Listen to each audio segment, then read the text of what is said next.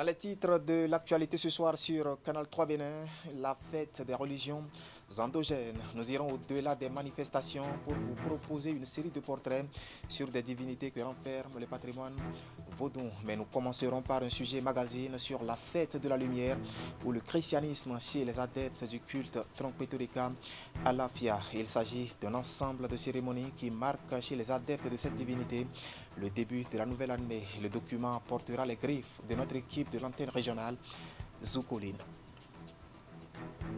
Nous nous intéresserons ensuite à la tournée nationale du chef de l'État et il sera question dans cette édition de l'étape de la commune de Segbana. Ici, le bilan de près de 5 années de gestion de Patrice Talon a été dressé aux populations qui en ont été enthousiasmées. Nous vous en parlerons davantage dans un instant. Et puis nous irons à Natitengu où les infractions du code de la route sont de plus en plus constatées sur les différentes voies aménagées dans le cadre du projet asphaltage. L'on note l'excès de vitesse, œuvre des usagers, indélicat, une violation des dispositions sécuritaires qui occasionne de nombreux cas d'accidents dans les rues déjà asphaltées, nous dira Abdou Sabi Idrissou. Voilà pour le sommaire. Bien bonsoir et bienvenue à notre rendez-vous vespéral de l'actualité. L'actualité justement, c'est la fête des religions endogènes. La tradition a été sacrifiée, sinon respectée ce dimanche 10 janvier 2021, comme c'est le cas chaque année. Pour ce qui nous concerne, nous autres ici à Canal 3 Bénin, nous sommes allés au-delà des manifestations pour vous proposer une série de portraits des différentes divinités que renferme le patrimoine vaudou. Mais nous allons d'abord commencer cette édition par un sujet magazine sur la fête de la lumière ou le christianisme chez les adeptes du culte Trompetodeka Alafia. Il s'agit surtout d'un ensemble de cérémonies qui marquent chez les adeptes de cette divinité le début de la nouvelle année. Le document est signé de notre équipe du bureau régional Zoukoline. Regardez.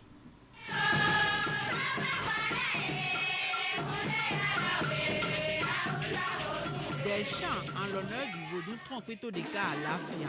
Ces voix perçantes qu'accompagnent tambours, percussions et autres instruments de musique annoncent une longue nuit.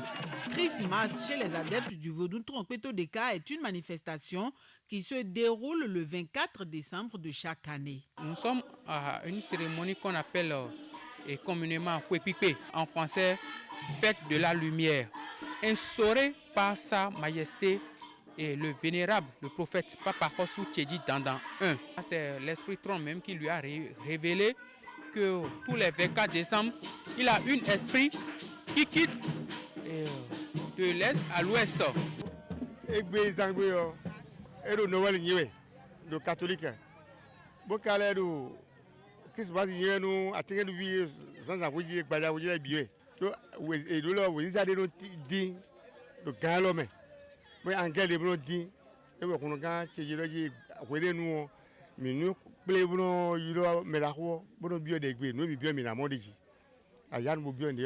Dénommé aussi Kwekpikpe ou la fête de la lumière, les rituels marquent donc le début de la nouvelle année. Il démarre par ces scènes de liesse des fidèles vêtus en blanc. Pendant que chants et danses ont cours dans l'enceinte du couvent, l'un des dignitaires, de façon intermittente, prononce au seuil du temple des incantations particulières.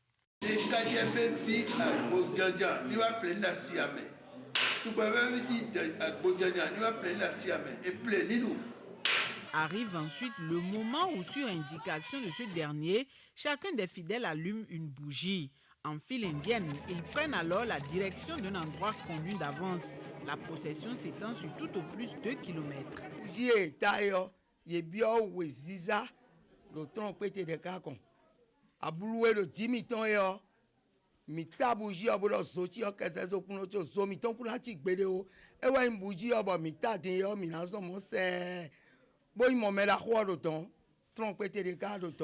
Une fois à destination, des signes et symboles sont dessinés sur le sol, des sacrifices sont effectués, des incantations et invocations sont prononcées. Les rituels sont ponctués de brèves séquences de danse et d'animations folkloriques diverses.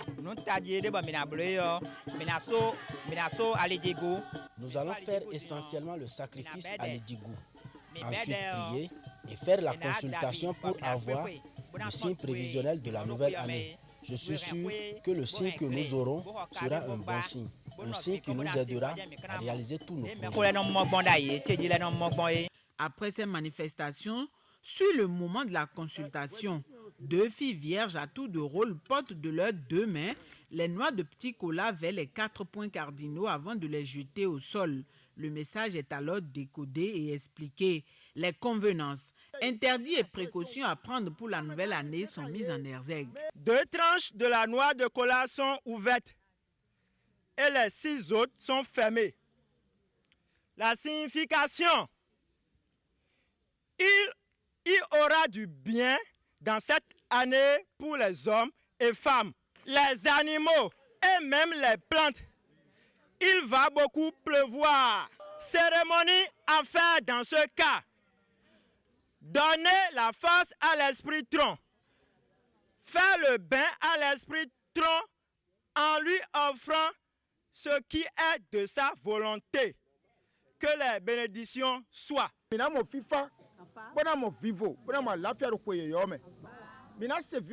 Nous aurons la paix, l'abondance et la santé dans la nouvelle année. Mais pour cela, il faudra éviter la colère et surtout que les femmes ne fassent pas d'avortement.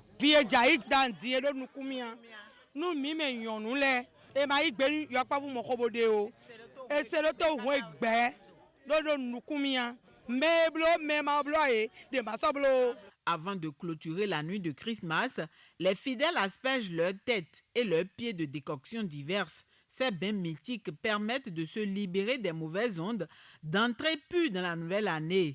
Chacune des étapes de la manifestation est propice à la prière. Les bénédictions et bienfaits sont invoqués sur l'ensemble du peuple, les dirigeants à divers niveaux et particulièrement le chef de l'État. Ô Saint-Père Koumanini Kouné, veille sur notre cher et beau pays, le Bénin. Bénis-le, éloigne-le de toute maladie, en général et en particulier celles les plus redoutables. Consolide-lui la paix au sein de ses fils et filles, la paix interreligieuse. Togan parti talon, Bemena Yoni, Zikwana Flido Glonia, Emado Toyedo Edo. Asoton leti ni lo nton wa re to kan gba to ta ni gbede pon a to ra to mo to kan yo da fini e na yon ka bo e na do gbe da do gesi o ku wa na kwepo azon wa na kwepo o re wa na kwepo ko gboro po ti mo ndo na do nu e ko dakpagbe nu e sisi je ka mi ton ta ko dakpagbe do mi na wa boro wa wa yo e ni ma jo do ke to le. Soulignons qu'avant de prendre part à la fête de la lumière, les adeptes du vaudou Trompetodeka à l'Afia doivent respecter certaines prescriptions. Ils ne doivent pas tenir de rapports sexuels ni boire de l'alcool. Le jeûne est aussi conseillé. Le fidèle qui suit convenablement ces règles bénéficie pendant la nouvelle année de nombreuses grâces et bénédictions. Venu du Ghana, le vaudou Tron est en parfaite harmonie avec les autres divinités au Bénin. Comme dans toutes les religions, dans le Tron, le vol est proscrit. L'adultère, la prostitution, l'animosité sont aussi des comportements à éviter. Voilà, c'était un plein feu sur la fête de la lumière au niveau de la divinité Trompetodeka à l'Afia. On en vient maintenant à notre série de portraits sur des divinités que renferme bien sûr le patrimoine vaudou. Place d'abord au Kenessi, une divinité qui a fait beaucoup parler d'elle ces dernières années, surtout au Bénin. Ses caractéristiques et ses atouts nous sont montrés ici par Assiomo Kanya Siongbon et Moufid Sabouan. À Kansoupa, dans la commune d'Abomey-Calavi, Dansou Alphonse Gazozo est garant des us et coutumes de la tribu des Foli Bobo. Sa spécialité en matière de divinité, c'est le vaudou Kenessi. C'est une divinité qui est née sous le matriarcat, le régime matriarcal. Le régime matriarcal, c'est la femme qui est la cheptelle de son territoire de compétences. Alors, c'est elle qui patronnait, qui détenait les chasses spirituelles des vaudous. Et c'est elle qui a découvert le vaudou Kenessi, la femme, pour protéger et garder son royaume, son territoire, parce qu'elle est reine. Son origine serait égyptienne, en croit le garant des us et coutumes de la tribu des Foli Bobo. Elle s'étendrait à une grande partie du continent. Le vaudou Kenessi est de l'Égypte antique.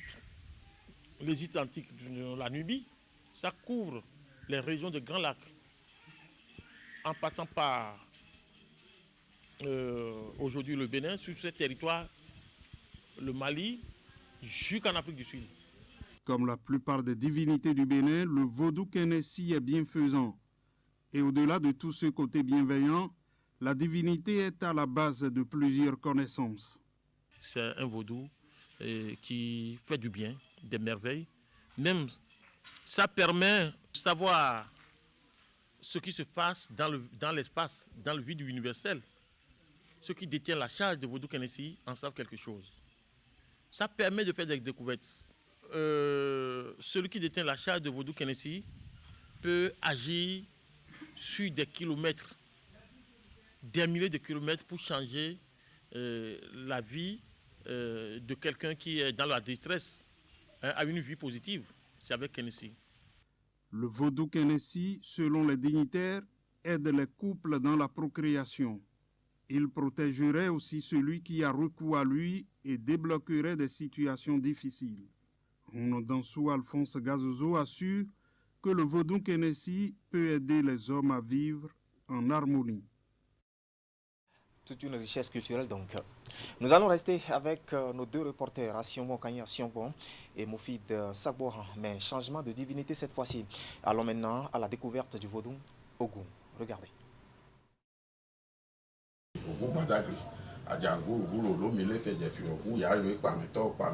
Pour débuter sa journée de consultation au quartier Gbeto à Cotonou, Mounoussoul Rachidi invoque tous les matins le vaudou Ogou, une divinité qu'il a héritée de son père depuis des années. Elle est représentée par différents objets.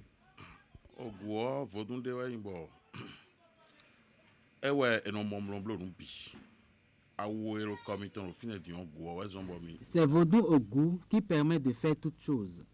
C'est grâce à lui que nous portons nos vêtements. Même les champs que nous cultivons le sont grâce à lui. Les cultures de vivriers, nos repas quotidiens. C'est grâce à cette divinité que les chances s'offrent à nous.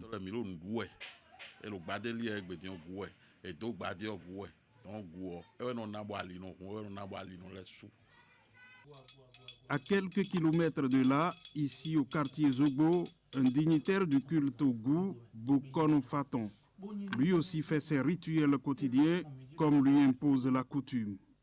Pour ces deux dignitaires rencontrés, les avantages du vaudou Ogou sont multiples. Ogou, c'est un fétiche qui ouvre les chemins et qui bloque aussi les chemins. C'est-à-dire il a les deux possibilités. Si tu es dans la demande et tu ne sais pas comment le faire, tu vas voir le goût. Il t'ouvre le chemin pour que tu puisses avoir la prospérité, la longévité, la paix aussi. Si quelqu'un d'aventure te bloque le chemin et empêche ton évolution, le goût est capable d'ouvrir ce chemin pour que tu puisses trouver la bonne voie.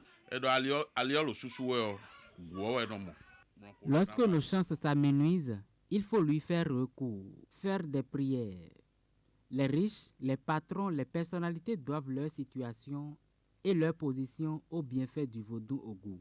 Sans ce dernier, ils ne peuvent prétendre à cela. Nombre de personnes font recours à Ogou pour obtenir telle ou telle autre chose. C'est le cas des parents de Mounoussoul Rachidi. Mon papa ne mettait au monde que des filles. Mais une fois qu'ils ont fait recours à Ogou, ça leur a porté de chance. C'est de là que je suis né. Outre les bienfaits qu'elle procure à ceux qui la sollicitent, la divinité offre à en croire Bokon Faton la protection. Quand tu perds quelque chose sur terre, quelque chose de précieux, tu passes partout, tu ne le retrouves pas, tu vas voir le goût, lui demande ses doléances. Il est capable d'anéantir la personne qui t'empêche de trouver cela ou même de le tuer. S'il ne le donne pas quoi. Mis à part tout ça, on peut passer par le goût pour bloquer du chemin. Les dignitaires du culte au goût expliquent qu'il faut toujours en prendre soin pour bénéficier de ses avantages. Lorsqu'elle est négligée, la divinité ne couvre pas de bénédiction la maison où elle se trouve, selon les deux dignitaires. Voilà, c'était notre page consacrée aux religions endogènes. De l'institutionnel maintenant et au sommet de l'État, le chef de l'État, c'est notre président de la République, a commencé depuis jeudi dernier la deuxième phase de sa tournée nationale. Hier samedi, Patrice Talon était dans la commune de Segbana où il a fait le traditionnel exercice de reddition de comptes avec le bilan de près de 5 années de gestion. Le chef de l'État est précédé ici du maire de Segbana. Suivez.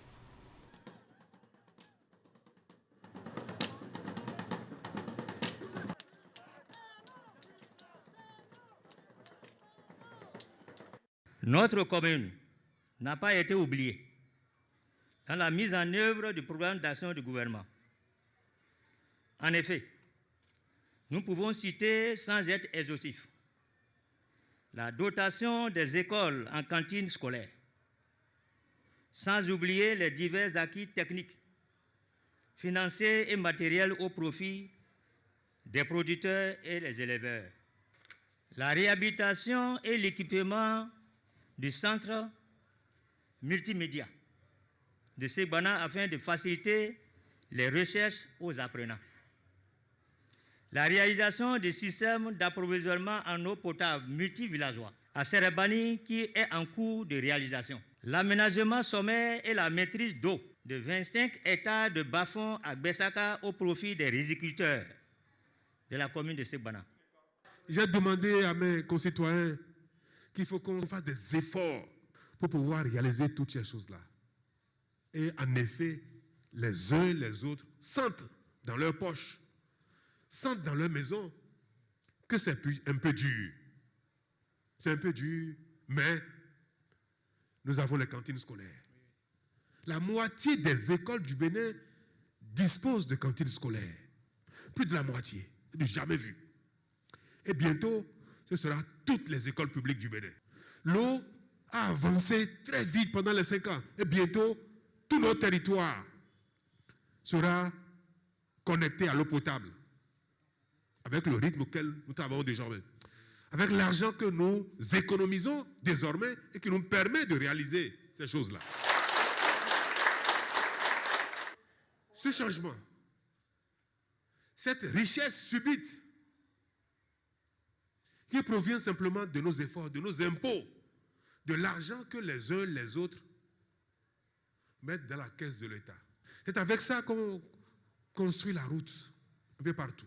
Qu'on fait les adductions d'eau, dans le milieu urbain comme dans le milieu rural. C'est avec ça qu'on construit les marchés, les stades, les salles de classe ici et là.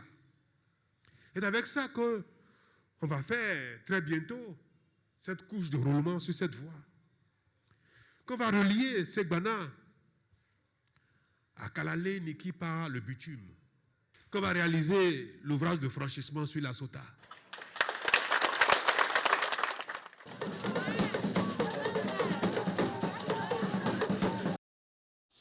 Voilà, retour à Cotonou et direction l'école primaire publique de Bégaménor, dont l'état actuel défie toute logique sociale. Cet établissement est transformé en un lieu de banditisme et même de débauche. Le constat, excusez de peu, est désolant et à la limite inadmissible. En tout cas, ce lieu de savoir sombre dans une insécurité qui met en danger écoliers et enseignants. Et grâce à la collaboration de l'association nommée Avec nous, nous y avons fait un tour. Et voici le constat fait sur le terrain. Ils l'ont transformé en un lieu de débauche. Il s'agit de l'école primaire publique de Bégamé, située non loin du quartier Zongo. Censé être un lieu de savoir et d'éducation pour nos jeunes apprenants, cet endroit est devenu un lieu de banditisme, de délinquance et de débauche. Il y a des prostituées qui traînent là le soir. Les prostituées qui traînent là le soir et qui créent de la saleté dans l'école pendant la nuit et les enfants viennent le lendemain, puis prendre les préservatifs qui sont jetés dans l'école et commencent à s'amuser avec. Les gens viennent faire du n'importe quoi, des braquages et ils prennent par l'école, par le mur et s'échapper. Mais là, nous on en a marre. De l'autre côté, il y a le terrain qui sont collés avec l'école primaire. Donc il se trouve qu'il y a des délinquants qui traînent là, des délinquants qui traînent et qui font de n'importe quoi. Il n'y a pas de sécurité. Donc ils profitent de cette occasion pour venir faire du désordre, arracher des portables, même prendre des motos dans la ruelle là. Et après c'est pour mettre le nom des jeunes du quartier à la tête. Le constat est très répétitif et remet en cause la quiétude des parents d'élèves. Cigarettes, préservatifs, des sachets de déchets, voilà les objets que l'on retrouve sur la cour et aux alentours de l'école chaque jour. À cela s'ajoute l'insécurité totale tout au long de la clôture de l'école, les soirs après une certaine heure. Dans la nuit, notre quartier fait du genre l'objet d'une insécurité totale. Nous avons nos enfants qui y vont. Maintenant, on constate que les matins ou bien dans la journée, quand on va chercher nos enfants ou bien quand on va pour un problème donné, on voit qu'il y a de la cigarette un peu, les mégots de cigarettes dans la maison et des préservatifs un peu partis. Bon, ça ne nous arrange pas en tant que parents. En dehors de braquer des personnes, violer même des jeunes filles par rapport, quelquefois dans l'école primaire que nous voyons là, c'est quelque chose qui est devenu un tabou en fait. Ça n'a jamais changé. Quand tu vas voir quelqu'un pour lui en parler, il te dit non, laisse le temps, on va voir comment ça... C'est toujours les mêmes choses. C'est parce qu'il y a une insécurité totale dans le quartier. Il faudrait que les autorités pensent à cela. Le mur de l'école qui est situé entre le terrain et l'école est quelque chose qui est là depuis plus de 20 ans, cassé, qui n'a jamais été réparé en fait. Quand quelqu'un part, il braque quelqu'un, c'est un repère pour lui. Après 18h, les classes sont fermées. Et quand quelqu'un crée des désordres, c'est là, c'est le repère en fait. Les gens se retrouvent là, se concertent là, font leur crime. Je ne peux pas dire que l'État ne voit pas parce qu'il y a des agents de l'État qui sont là, qui voient tout mais qui ne réagissent jamais. J'ai été victime d'une attaque. J'étais allé chercher mon enfant après 17h à l'école là, avec mes 2 téléphones, que des bandits qui résidaient dans l'école m'ont attaqué. Donc ils ont pris mon téléphone. Du coup, je suis allé au commissariat, voilà ma convocation. Mais la police n'a jamais mis la main sur celui qui m'a attaqué. Et voilà, tout ce que moi je tiens à dire aux autorités, c'est que de penser à la répression du mur de l'école. Les prostituées prennent des clients pour y rentrer dans l'école, faire ce qu'ils ont envie de faire. Personne ne réagit. Et quand on parle des prostituées qui sont là, on ne peut pas leur empêcher de rester là. Mais l'État peut faire quelque chose pour leur empêcher de s'approcher de l'école en fait. Les démarches menées pour changer cette situation sont restées pour le moment vaines. Une forte alerte aux autorités à divers niveaux afin de sécuriser ce lieu de savoir et surtout penser à réfectionner l'entourage de l'école, monter le mur afin d'éviter que les principaux acteurs de ces actes n'y siègent. Un constat désolant. Dans le département du Zou, l'organisation non gouvernementale Initiative pour l'éducation et le contrôle du tabagisme lance une offensive de vulgarisation de l'arrêté préfectoral qui interdit la consommation de la chicha dans les lieux ouverts au public. Eh bien, la première séance tenue quelques jours après la signature de cet arrêté a réuni autour des responsables de cette ONG, promoteurs, responsables et gérants des bars, maquis et autres lieux de grand rassemblement à Abomey et Boïkon. Et pour l'occasion, des engagements ont été pris pour le respect de la décision. Précision, Imet Elena Moussou. La rencontre est organisée par l'organisation non gouvernementale Initiative pour l'éducation et le contrôle du tabagisme. Elle a regroupé responsables, gérants et promoteurs de bars, restaurants, boîtes de nuit et autres lieux de détente des villes d'Abomey et de Boïkon. La séance a été consacrée à la vulgarisation de l'arrêté du préfet du Zou interdisant la consommation de la chicha dans les lieux publics. Une décision sortie le 4 janvier 2021 et immédiatement mise en application dans toutes les communes du département. Dans un premier temps, le conseil communal d'Abomey a commencé cette lutte. Mais si on n'est pas renforcé au plus haut niveau, c'est que cette lutte n'ira nulle part. Et je crois que le préfet a vu juste et a pris les mesures en sortant l'arrêté préfectoral. C'est une initiative de salubrité publique. La salubrité, ce n'est pas forcément les déchets qui nous entourent, pas seulement le nettoyage, mais également il faut redresser les mœurs, surtout quand on sent une dérive. Et je peux vous dire que dans la cité que je dirige, donc la grande ville Carrefour du Bénin-Boïkon, ce phénomène est en pleine extension. Plusieurs communications ont meublé les échanges dont l'objectif général est d'apporter davantage d'informations aux participants. C'est aussi l'occasion pour l'assistance de se familiariser avec les dispositions de la loi 2017-27 du 18 décembre 2017 relative à la production, au conditionnement, à l'étiquetage, à la vente et à l'usage du tabac, de cette dérivée assimilée en République du Bénin. La chicha, très prisée de nos jours par la jeunesse, est une nouvelle forme du tabagisme qui se révèle être beaucoup plus dangereux que la cigarette. Ses effets néfastes sur l'organisme ne sont plus à démontrer. La meilleure manière de contourner la loi, je crois que c'est de la respecter.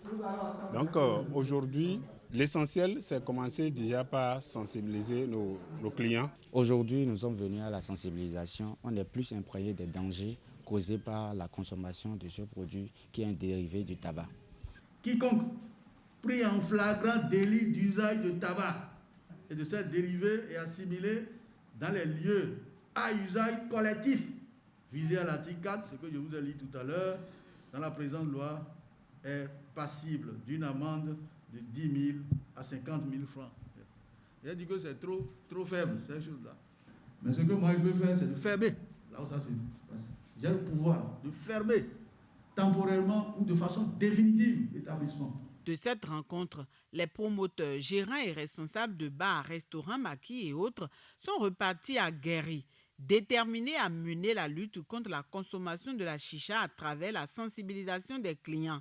Première étape d'une série, ces échanges dénotent de l'engagement de l'autorité préfectorale ainsi que les chefs services déconcentrés de l'État à fédérer les énergies pour sortir la jeunesse des travers du tabagisme. Tout à fait. Et cette décision, il faut le dire, ne concerne pour le moment que le département d'Uzo. Désormais, responsables et membres des associations des marchés de Cotonou relevant de la Société de gestion des marchés autonomes en savent davantage sur le microcrédit à l'AFIA. Ils ont été entretenus sur le sujet par une mission d'information et de sensibilisation conduite par la ministre des Affaires sociales et de la microfinance, Véronique Tonifoli Mewanou. C'était en début de week-end dans les locaux de l'hôtel de ville de Cotonou. Compte rendu à Sionmo Kanya Siongbon et Elvis Tonoukoua. Rencontre ministre des Affaires sociales et de la microfinance, Véronique Tonifoli Mewanou est responsable des usagers des marchés de Cotonou. Elle a permis d'informer et de sensibiliser ceux-ci sur le microcrédit à l'AFIA. Avec ce type de crédit, ceux ou celles qui le désirent peuvent se voir octroyer 30 000 ou 50 000 francs CFA pour un premier prêt. L'AFIA comporte en effet beaucoup d'avantages qui simplifient la vie aux bénéficiaires. Les usagers des marchés constituent une cible privilégiée pour ce produit dans le renforcement de leurs activités. C'est donc à juste titre que la présente séance est organisée pour vous présenter le produit, les principales innovations apportées et surtout les nombreux avantages qui en découlent. Les dépenses à effectuer pour bénéficier du crédit s'élèvent à 1 000 francs, dont 400 francs pour la constitution du dossier et 600 francs pour l'assurance. Aux côtés de ces responsables des marchés relevant de la SOGEMA, on note aussi ceux des marchés secondaires et tous sont alors chargés de porter l'information aux membres de leurs associations. Ceci pour qu'ils puissent être accompagnés dans leurs activités par le gouvernement. L'objectif, c'est de faire en sorte que ceux qui ont besoin de ressources pour pouvoir mener des activités génératrices de revenus, ceux qui n'ont pas les moyens d'aller vers les produits classiques des institutions de microfinance puissent avoir quelque chose pour pouvoir démarrer. Il s'agit là d'une action à fort impact financier qui permet d'accompagner les activités génératrices de revenus. Ceux qui vont rembourser le premier prêt pourront bénéficier de notre crédit de 100 000 francs CFA. À la séance d'information, les systèmes financiers décentralisés de Cotonou ont été présentés aux associations. Puis, les préoccupations des potentiels bénéficiaires ont permis à la ministre Véronique Tonifoli Mewanou d'apporter des explications et des assurances. Sur tout un autre plan, l'Association nationale des communes du Bénin tend la main au directeur de la programmation et de la prospective des ministères sectoriels pour un meilleur abondement du Fonds d'appui au développement des communes FADEC. Et dans ce cadre, une rencontre d'échange a été organisée ce week-end à Grand Popo en collaboration avec la Commission nationale des finances locales CONAFIL et le soutien financier de la coopération suisse. Le point de l'ouverture des travaux avec Geoffroy Mentan et Florent Dou. Aussitôt, les portes de 2021 ouvertes et déjà l'Association nationale des communes du Bénin, ANCB, s'active pour jouer sa partition dans le renflouement des caisses des communes du Bénin. Des membres de la nouvelle mandature de son organe dirigeant sont ici à Grand Popo à cet effet. Ils utilisent une nouvelle fois l'arme favorite de l'ANCB, le plaidoyer auprès de l'État central. Leurs interlocuteurs pour l'occasion sont les directeurs de la programmation et de la prospective des PP des ministères sectoriels. L'objectif est d'aboutir à un meilleur abondement du FADEC, le Fonds d'appui au développement des communes.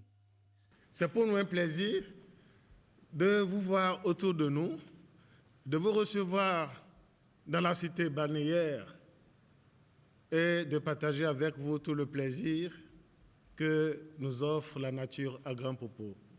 Cette rencontre est organisée par l'ANCB en collaboration avec la Commission nationale des finances locales, CONAFIL.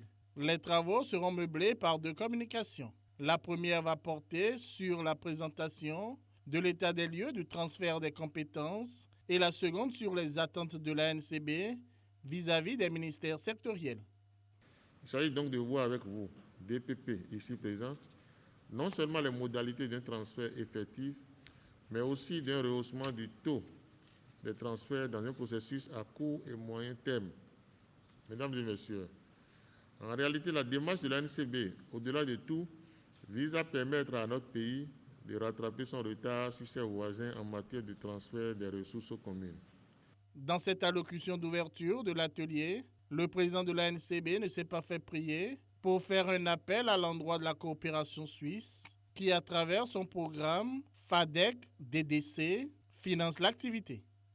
Sur le représentant de la coopération suisse, vous n'êtes pas sans savoir que depuis mars 2020, la pandémie de la COVID-19 a affaibli le pouvoir financier des communes. Leurs recettes propres ont connu une diminution de 40% selon une étude récente conduite par les directions générales du Trésor, la GIZ et les APL de notre sous-région. C'est la preuve que les communes ont besoin d'être soutenues financièrement sur une période couvrant tout au moins la durée de la pandémie. Je viens par la présente solliciter de votre coopération pour le compte des 77 communes du Bénin une dotation spéciale en vue de compenser les pertes financières et aider les communes à gérer au mieux la pandémie dont la seconde vague se fait sentir un peu partout dans le monde. Les communes ont bénéficié au titre de 2020 d'une enveloppe d'environ 3,5 milliards pour faire face à la crise. Le Bureau national de l'ANCB plaide pour la même cagnotte au titre de 2021. Les communes ont une parfaite connaissance de l'utilisation de telles ressources et les besoins sont réels sur nos territoires. Cette rencontre sera sanctionnée par l'élaboration d'une feuille de route à mettre rigoureusement en œuvre entre l'ANCB et les DPP. Le credo au niveau de l'ANCB est la bonne gouvernance comme base d'un développement local durable. De Grand Popo, rendons-nous à Natitengu, où les infractions du code de la route sont de plus en plus constatées sur les différentes voies aménagées dans le cadre du projet asphaltage.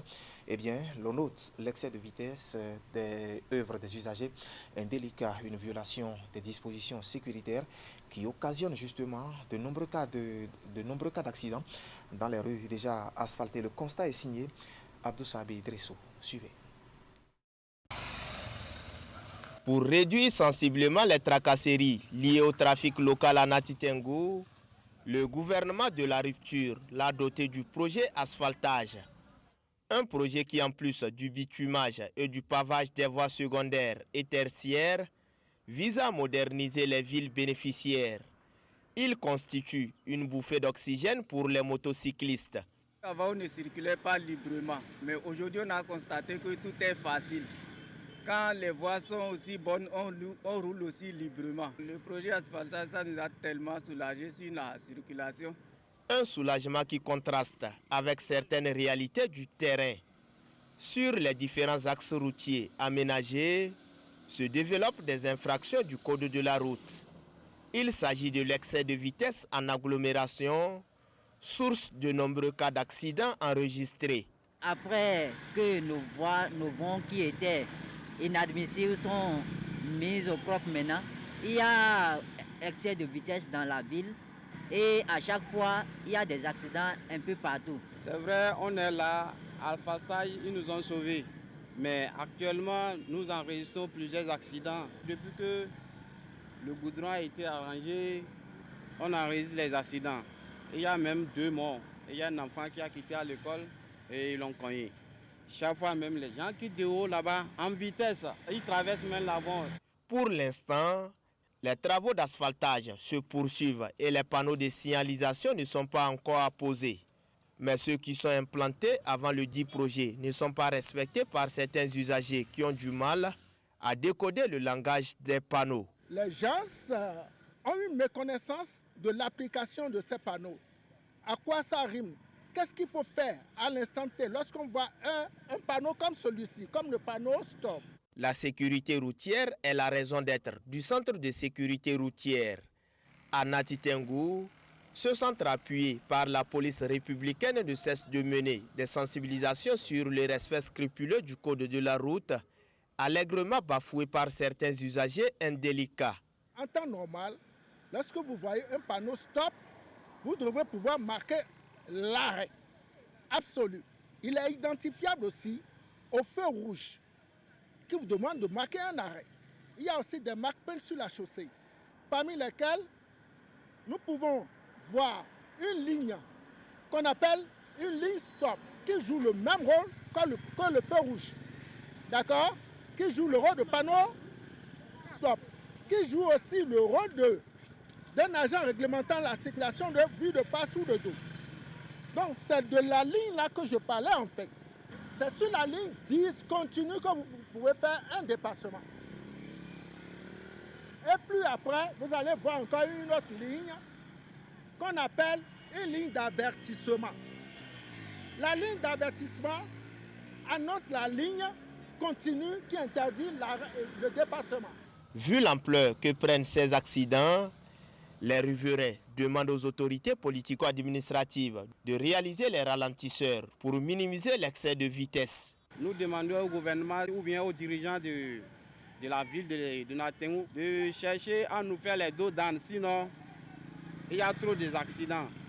Autre infraction constatée le long des abords immédiats des rues aménagées est la recolonisation. Les trottoirs autrefois libérés dans le cadre de ce projet sont encore pris d'assaut par les populations riveraines. Oui, c'est de l'incivisme tout simplement. Ainsi va l'actualité ce soir sur Canal 3 Bénin. Derrière moi, toute une équipe composée de journalistes et de techniciens vous remercie de nous avoir suivis. Ne quittez surtout pas, juste après le générique de fin de ce journal, je vous retrouve pour la revue de presse hebdomadaire. À très vite donc.